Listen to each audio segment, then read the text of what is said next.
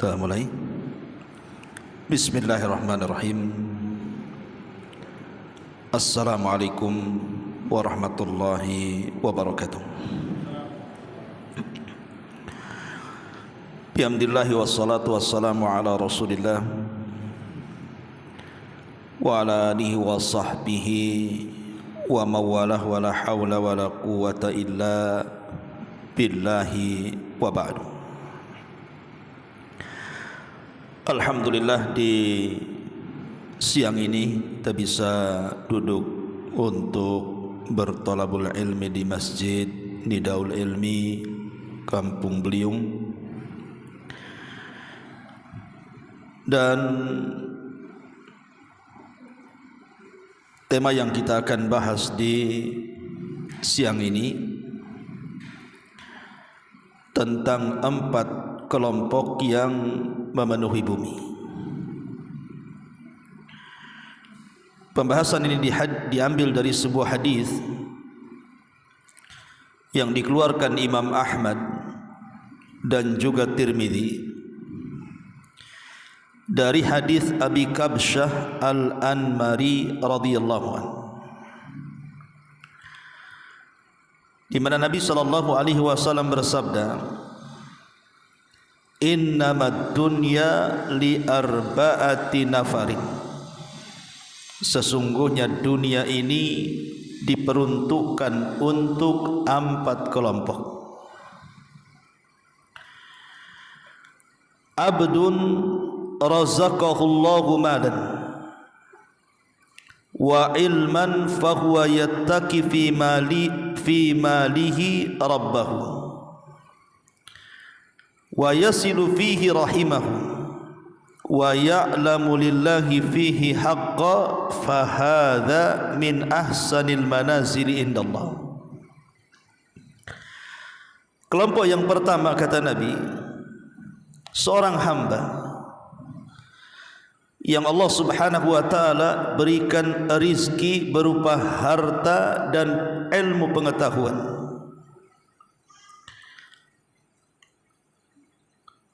dan dia pun menjadi hamba Allah yang berhati-hati dalam menggunakan hartanya dan senantiasa menyambung kerabatnya, dan dia mengetahui apa yang harus dilakukan untuk Allah subhanahu wa ta'ala, maka orang ini adalah sebaik-baik kelompok yang ada di permukaan bumi. Seorang hamba yang diberikan harta dan pengetahuan, dengan pengetahuannya dia hati-hati dalam menggunakan harta, dan dia gunakan untuk bersilaturahim, dan dia tahu apa yang harus dilakukan ketika melakukan hak-hak Allah subhanahu wa ta'ala.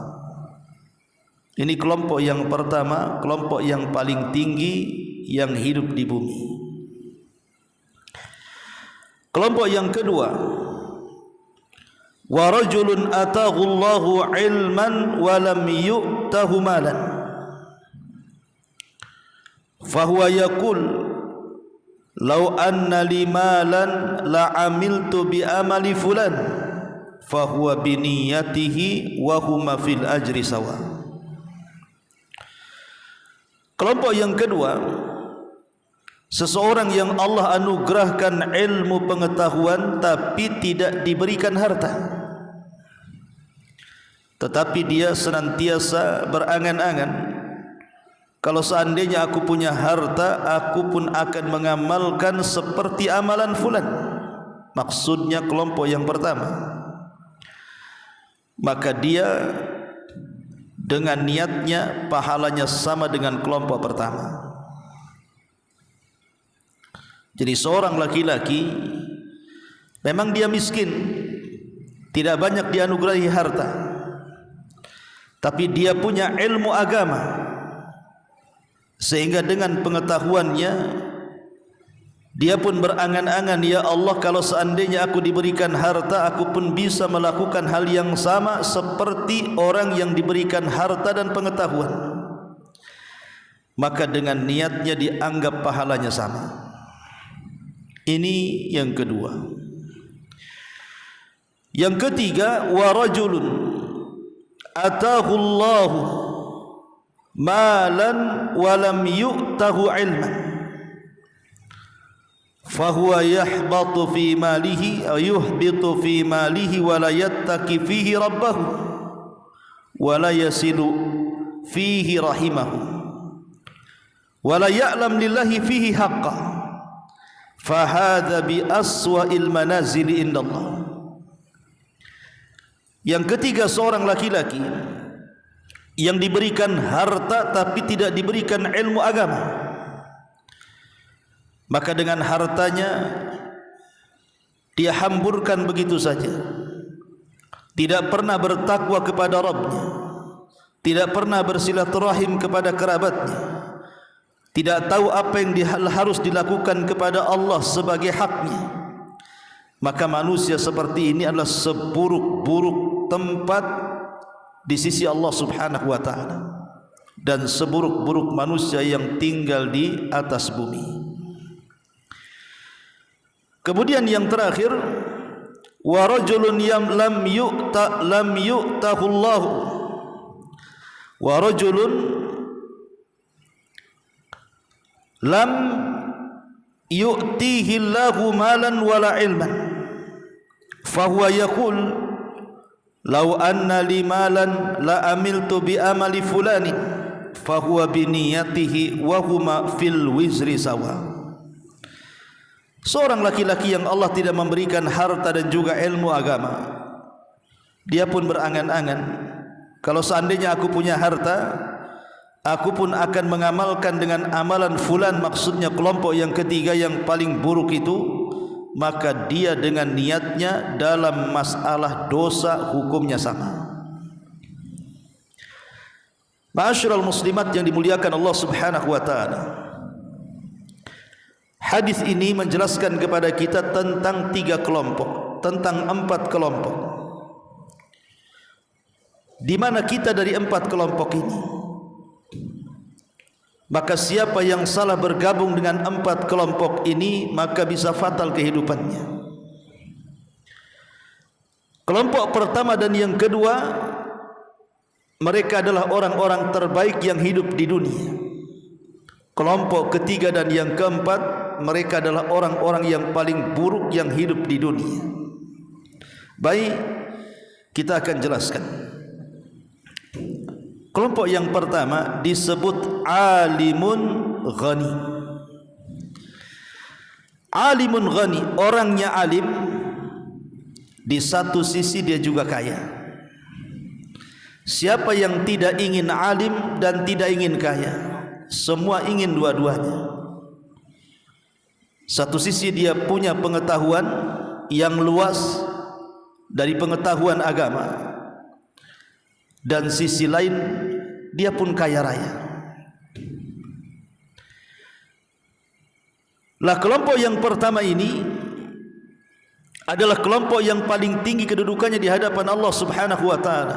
Alimun ghani, orang alim yang kaya. Kenapa? Karena kalau dia kaya dan dia alim, maka dengan kealimannya, dengan pengetahuan agamanya, maka dia bisa memperbudak hartanya, dan dia tidak bisa diperbudak harta. Dia yang memperbudak harta, sehingga dia tahu harus kemana harta ini dibelanjakan. Dia tahu harta ini harus kemana dihabiskan, karena dia punya ilmu masalahnya. Sebab kalau seandainya harta yang ia miliki dihambur-hamburkan kepada sesuatu yang tidak ada faedahnya ataupun sesuatu yang diharamkan, dia tahu bahwa ini adalah kecelakaan bagi hidup dia, dan dia akan mendapatkan 2 soalan di hadapan Allah. Dari mana kau dapatkan, kemana kau belanjakan? Maka orang yang alim dan kaya ini memang jarang. Kalau orang kaya banyak, tapi orang yang kaya plus alim sedikit. Orang alim juga banyak, tetapi yang menggabungkan alim dan kaya ini memang sedikit sekali. Makanya kalau seandainya Allah anugerahkan satu sisi kita diberikan kekayaan, sisi lain kita diberikan ilmu pengetahuan agama, maka ini nikmat yang luar biasa, nikmat yang penuh dengan berkah. Karena dengan ilmunya dia tahu mana pintu-pintu kebaikan, dengan pengetahuannya tahu ke mana jalan-jalan kebaikan, dan dia pun mengikhlaskan diri kepada Allah Subhanahu wa taala ketika membelanjakan harta itu. Ini yang pertama. Yang kedua, alimun fakir. Orang alim dan fakir. Alim tapi fakir. Masih mending orang alim fakir dibandingkan orang fakir enggak alim. Karena orang alim ini walaupun dia fakir, maka masih ada hal yang bermanfaat bagi hidupnya dari ilmu pengetahuannya. Walaupun boleh jadi dia fakir, dia miskin, tapi dia punya ilmu. Dengan ilmunya dia bisa mendapatkan atau mencapai apa yang dicapai oleh orang yang punya harta. Dengan cara apa? Dengan cara ghibtah. Ghibtah itu berangan-angan seperti orang lain tanpa berangan-angan nikmat orang lain hilang atau berpindah kepada dia. Karena itu sifatnya hasad. Ghibtah berbeda dengan hasad. Ghibtah itu kalau ibu punya tetangga orang kaya kemudian haji, punya tetangga kemudian umrah, kemudian ibu katakan, karena ibu sudah ngaji, punya ilmu, ya Allah kalau aku seperti tetangga saya pun juga bisa umrah, saya juga bisa haji, dan saya akan lakukan. Lah cukup niat seperti itu saja, maka ibu sudah dapat pahala haji dan umrah. Bayangkan ibu tidak harus datang ke Mekah kan, karena tidak ada uang, tapi ibu sudah mendapatkan pahala haji, pahala umrah. Atau orang sebelah korban dengan sapi, ibu ingin korban, tak ada duit, jangankan sapi, kambing pun tak bisa beli, tapi ibu berangan-angan dalam hatinya, aku pun kalau punya uang banyak seperti dia, bukan satu sapi, 2 sapi kukorbankan. Maka dengan niatnya kita itu mendapatkan pahala seperti tetangga yang kaya raya, yang dia bisa beribadah dengan kekayaannya. Itu namanya ghibtah. Dari sini ada faedah besar. Jangan remehkan amalan hati, jangan remehkan amalan niat. Karena terkadang niat itu mengecilkan yang besar dan membesarkan yang kecil. Boleh jadi kita kecil karena kita tidak sanggup, tidak ada harta untuk bersedekah. Boleh jadi kita kecil karena kita tidak sanggup untuk berangkat haji dan umrah. Tetapi niat ini bisa menjadi besar, bisa menjadi pahala yang sama dengan orang yang haji dan umrah. Cukup kita katakan, ya Allah kalau aku seperti dia, aku pun akan melakukan hal yang sama. Itulah hebatnya amalan hati. Amalan yang ringan tetapi pahalanya besar. Amalan yang ringan tapi pahalanya segudang. Ma'asyiral muslimat yang dimuliakan Allah Subhanahu wa taala. Kemudian yang ketiga, ghaniyun jahid. Orang kaya tapi bodoh. Jadi kelompok yang ketiga ini di masyarakat adalah ghaniyun jahil. Memang dia kaya, hartanya di mana-mana melimpah, rumahnya megah, kendaraannya mewah, hartanya melimpah, tetapi dia jahil. Dia tidak tahu agama, dia tidak tahu batasan-batasannya. Lah orang yang seperti ini berbahaya, Bu. Orang kaya yang tidak punya ilmu menyetirnya, maka kekayaannya akan memperbudak dia. Boleh jadi dia menjadi hamba dunia. Itulah yang disabdakan Nabi SAW, ta'isa abdu dinar wa ta'isa abdu dirham. Celaka hamba-hamba dinar dan celaka hamba-hamba dirham. Kenapa menjadi hamba uang? Kenapa menjadi hamba dinar dan dirham, menjadi hamba dunia? Karena dia tidak punya pengetahuan, jahil. Sehingga harta itulah yang membuat dia jahat. Bukankah Allah Subhanahu wa taala mengatakan, kalla innal insana la yatgha an ra'ahu istaghna. Sekali-kali jangan suka melampaui batas apabila Allah membukakan kekayaan kepadamu. Karena harta itu sirru tughyan, rahasia bejatnya manusia, rahasia jahatnya manusia itu adalah harta. Harta ini tergantung siapa yang pegang. Kalau yang memegang orang baik, orang alim, maka harta ini akan menjadi baik. Tapi kalau seandainya harta ini dipegang orang jahat, orang jahil, maka harta ini akan menjadi jahat. Itulah yang dikatakan Nabi SAW, malun salih li rajulin salih. Harta yang baik itu kalau pemegangnya baik. Harta itu menjadi jahat kalau yang memegang orang jahat. Lihat, gara-gara harta, gara-gara harta seseorang menghambur-hamburkan hidupnya bergelimang dengan kemaksiatan.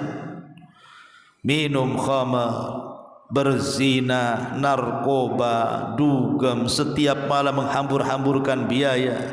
Untuk apa? Belum lagi dengan harta menyakiti orang, nyewa preman untuk menyakiti orang. Dengan harta dia bisa semena-mena merendahkan manusia, menyakiti manusia. Itu karena yang megang orang jahil.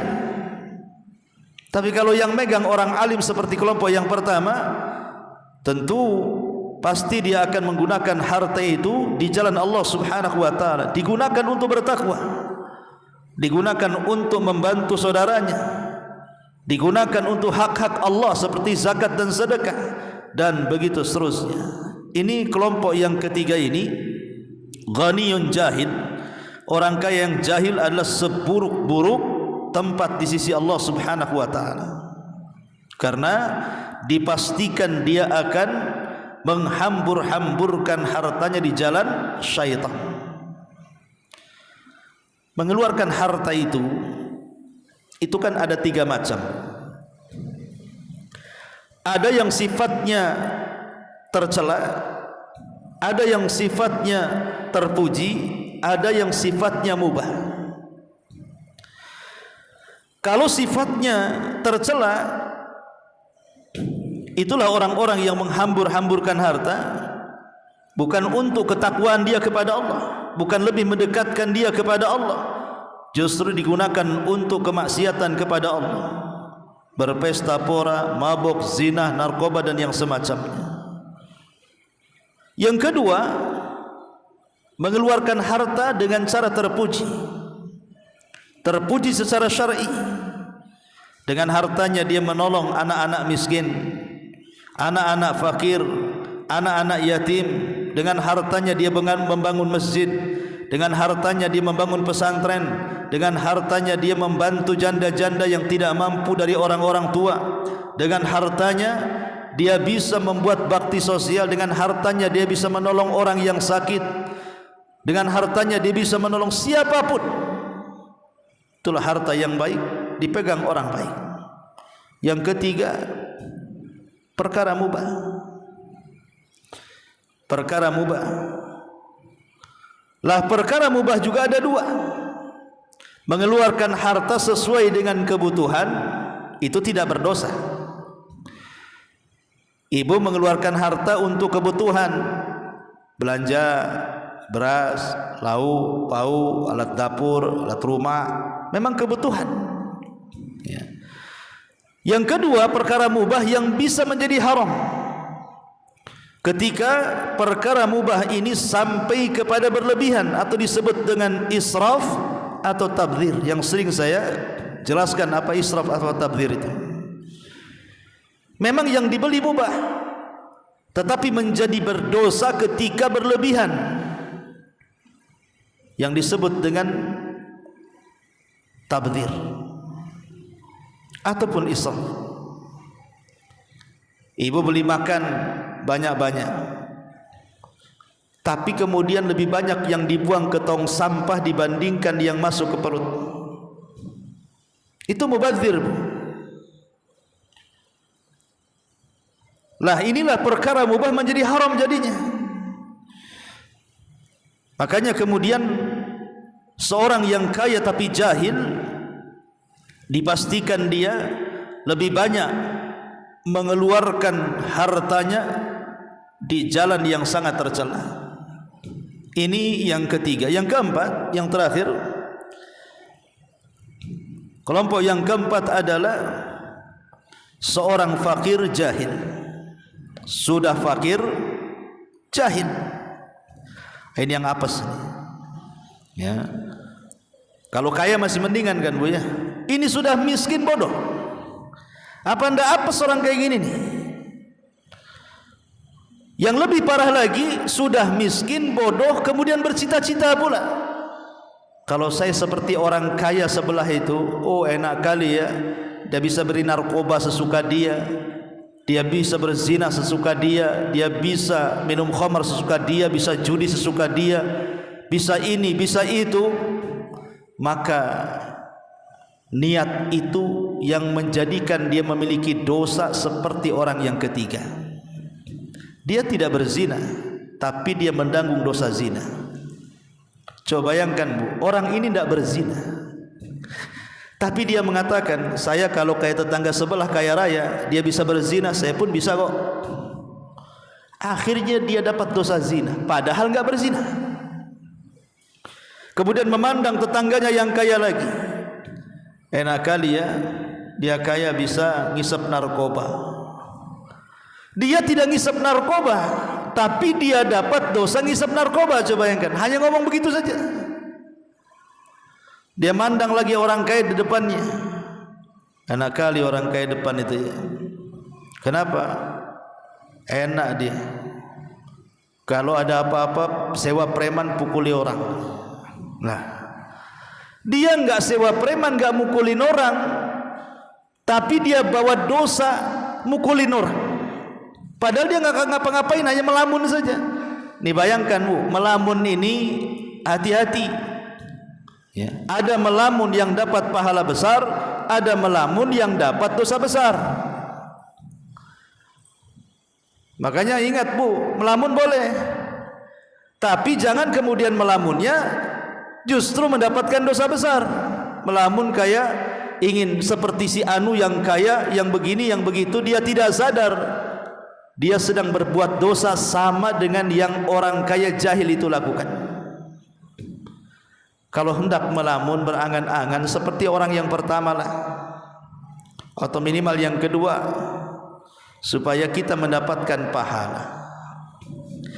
Ma'asyiral muslimat yang dimuliakan Allah Subhanahu wa taala, baik kita akan mengupas sedikit demi sedikit tentang faedah dari 4 kelompok ini. Jadi ada orang alim kaya, ada orang kaya, ada orang fakir alim, ada orang kaya jahil, dan ada orang fakir jahil.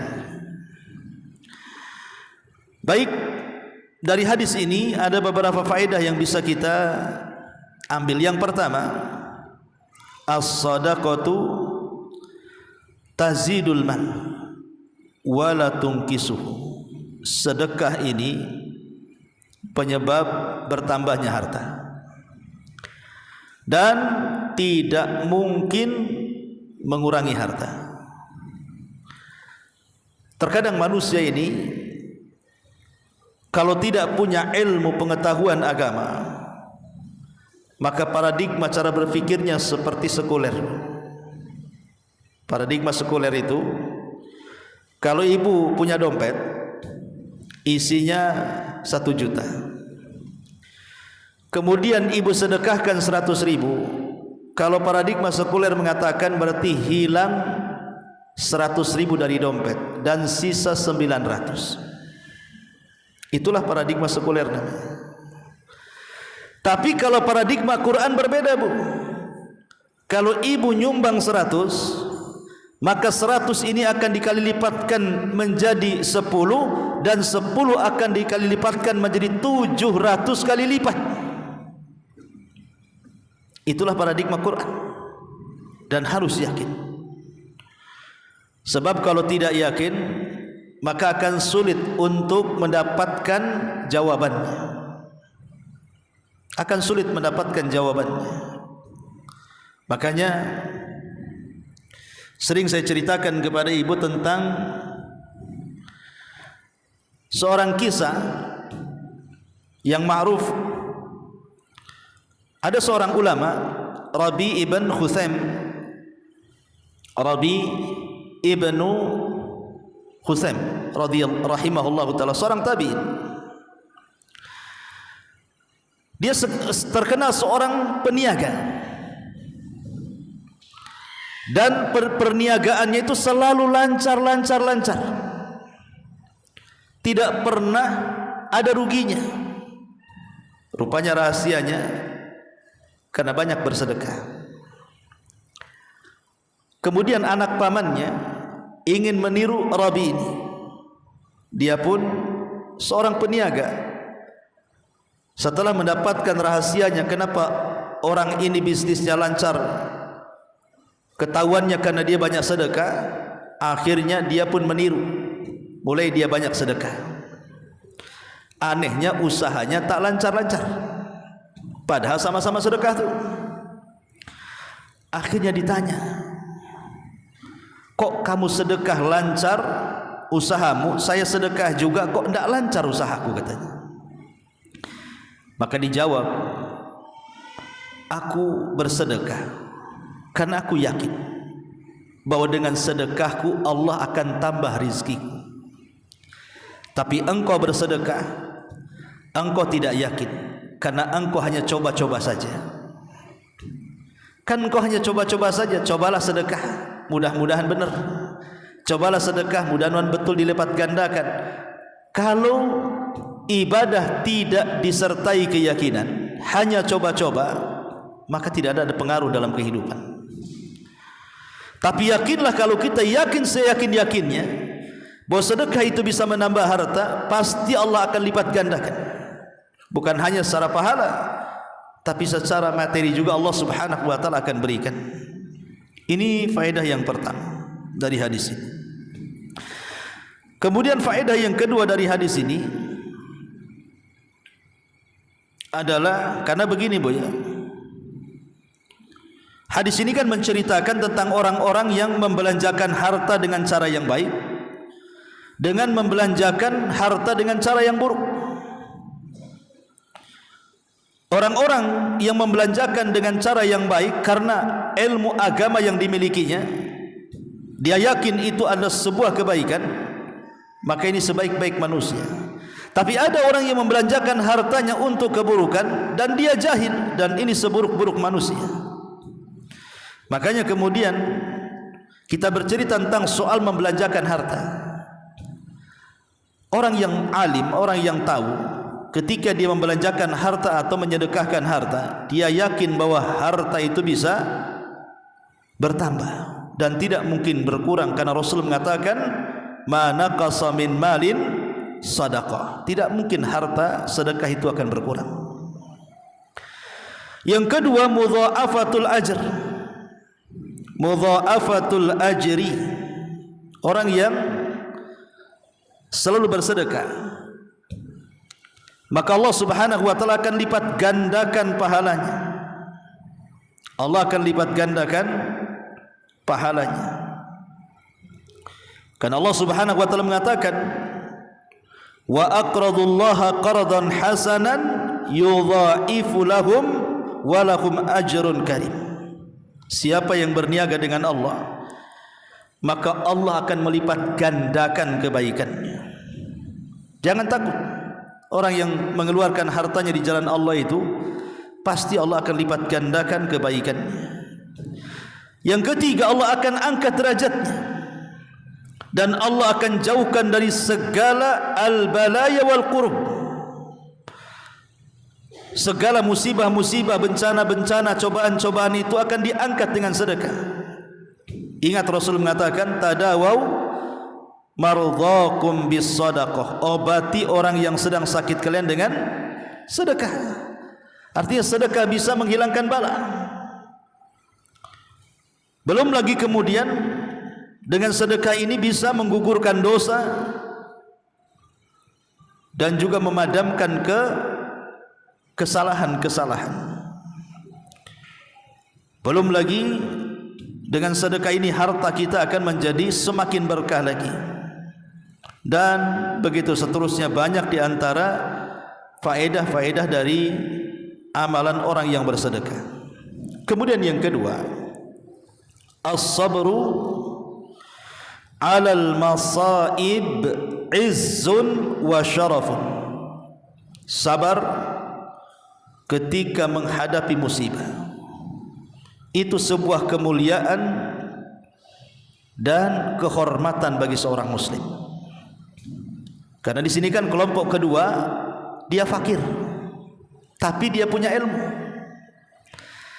sehingga dengan ilmunya dia tidak mempermasalahkan kefakirannya. Biasanya orang yang mempermasalahkan kefakiran itu kan karena tidak ada ilmu pengetahuan, karena tidak punya ilmu agama.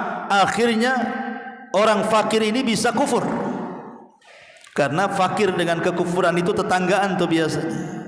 Betapa banyak orang fakir pindah agama, pindah keyakinan, menjual agamanya karena fakir. Kenapa? Karena jahil, dia tidak punya ilmu.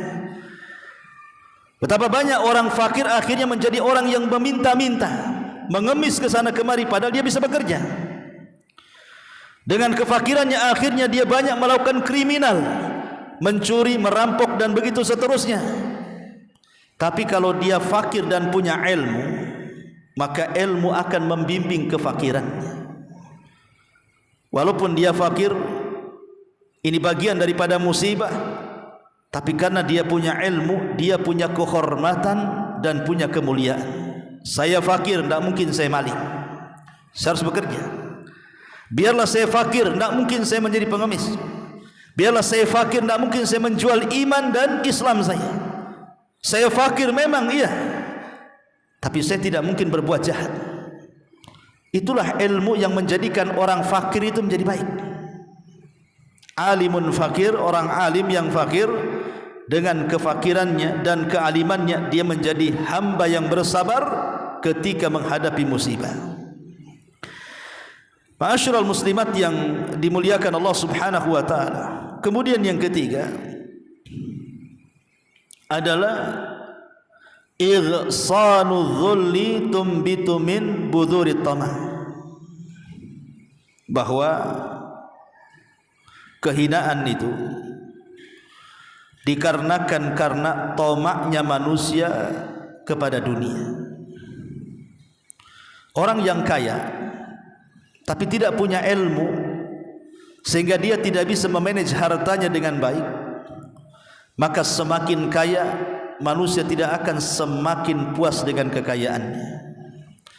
Semakin kaya manusia pasti ingin semakin besar di hadapan manusia. Sekarang ibu orang yang paling kaya di satu RT, nanti kalau bisa paling kaya di satu RW. Sudah paling kaya di satu RW, pengen kaya di satu desa. Sudah menjadi orang terkaya di desa, pengen menjadi orang terkaya sekecamatan. Sekecamatan ibu sudah paling orang kaya, kalau bisa sekabupaten. Sekabupaten ibu pengen jadi orang kaya, kalau bisa seprovinsi. Ini orang terkaya seprovinsi. Kalau bisa satu Indonesia, ibu diurutkan nomor satu. Itulah kekayaanmu, tidak akan ada habisnya, akan terus haus seperti minum air lautan. Karena ada dua perkara yang dicari itu tidak pernah akan selesai dan akan terus dicari dan tidak akan pernah puas. Pertama ilmu, dan yang kedua harta. Dan yang bisa mengerem harta itu hanyalah ilmu pengetahuan. Kalau ghani jahil, orang kaya jahil, maka dia akan menjadi orang yang paling tamak, dan dia akan menghalalkan segala cara untuk mendapatkannya, dan dia akan gunakan semau dia harta dalam pembelanjaannya, dan dia akan lebih banyak melakukan maksiat dibandingkan ketaatan kepada Allah karena dia jahil. Kekayaan yang harusnya mengantarkan dia ke surga malah mengantarkan dia ke neraka, naudzubillah. Kemudian yang keempat, ma'asyiral muslimin wal muslimat rahimani wa rahimakumullah, al mu'min yuaddi haqqallah fil ilmi wal mal. Kewajiban seorang muslim itu harus melaksanakan hak Allah pada ilmu dan amal. Ilmu dan harta, ilmu dan harta itu memiliki hak, memiliki tuntutan, di mana di antara tuntutan-tuntutan orang yang memiliki ilmu adalah husnul niyati wasihatul maqsadi fi talabihi wal ikhlasi fi dzalik. Di antara tuntutan ilmu, pertama, kita harus punya niat baik dan harus benar maksud tujuan yang kita niatkan dalam hati. Sebab dengan kejernihan hati, dengan niat yang baik dalam hati, sekalipun kita tidak beramal, maka kita seolah-olah mendapatkan pahala orang yang beramal. Cukup menggerakkan hati saja dengan cara ghibthah tadi. Yang penting jernih hatinya, baik hatinya, niatnya juga baik. Kemudian yang kedua, at-taharri sidqi, hati senantiasa jujur.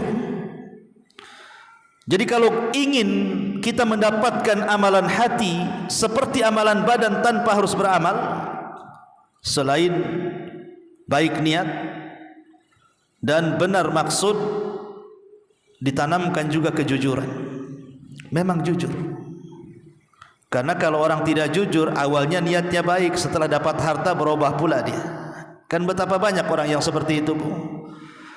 Awalnya duduk temenung, angan-angan, nengok masjid di Darul Ilmi, belum selesai kan, terduduk dia mandang masjid. Cobalah saya jadi orang kaya, saya selesaikan tuh masjid itu 2 lantai. Setahun kemudian betul jadi orang kaya. Adalah kemudian uang untuk membangun, tak jadi, Bu. Kenapa? Rumah belum di lantai 3, kalau perlu lantai 10. Itulah terkadang angan-angan kalau tidak diiringi dengan kejujuran, itu bisa berubah. Makanya niat baik saja tidak cukup. Kata ulama harus ada taharris sidqi, kejujuran yang melekat dengan baiknya niat itu.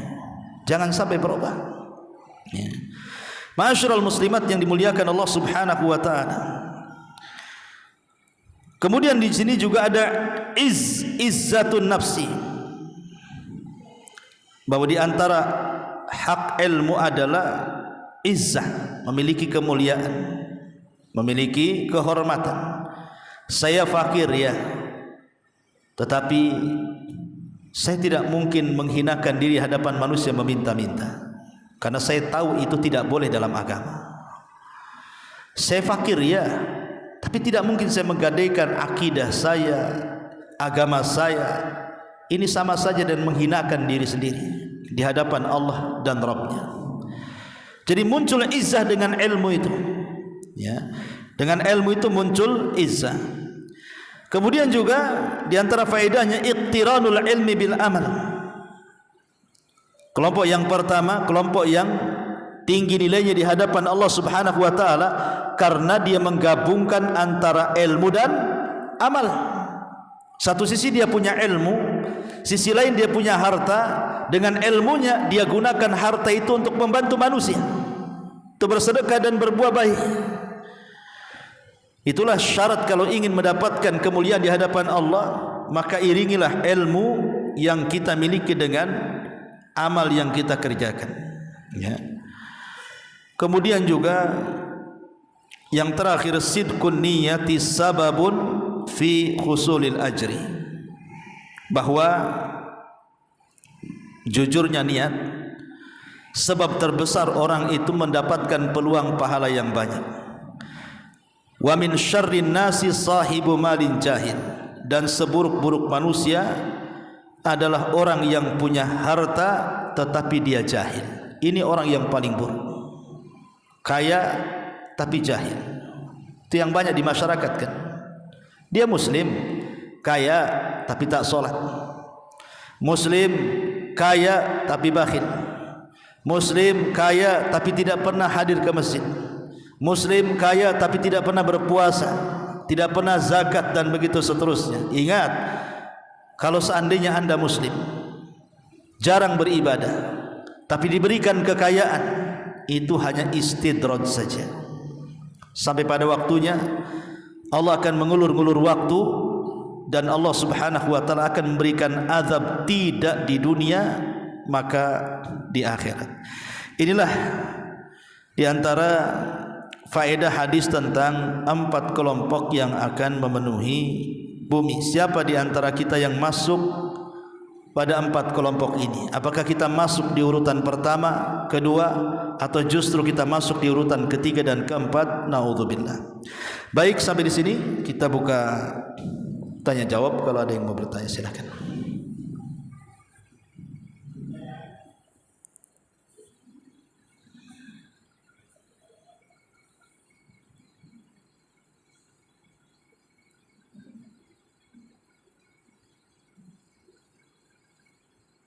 Kalau enggak ada, kita tutup.